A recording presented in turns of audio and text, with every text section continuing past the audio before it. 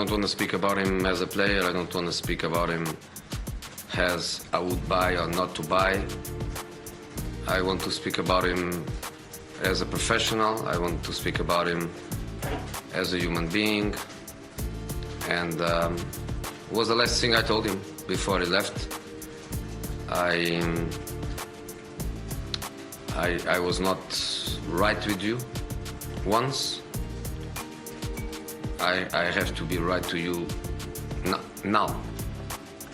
I will miss a good guy, a good professional, a good influence in training. Very good influence. The normal situation. We both share players, not only with him, but yeah, that's then a normal situation.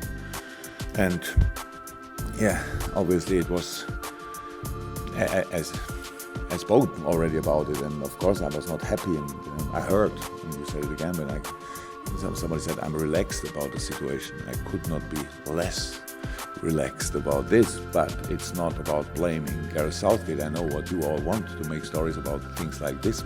James had an injury when he reported for Ireland duty last week. Our medical team made the Ireland medical team aware of this, of course. The assessment by Ireland medical team was that it would be a high risk for James to play against Wales. But of course James has a strong desire to play for his country. So when asked if he was fit to play, he said he felt he was fit. And he was selected to start the game by the Ireland manager. In my opinion, in this instance was not protecting the player. In a very positive way. There's only one team in London, so he's happy. I am Espanyol fans.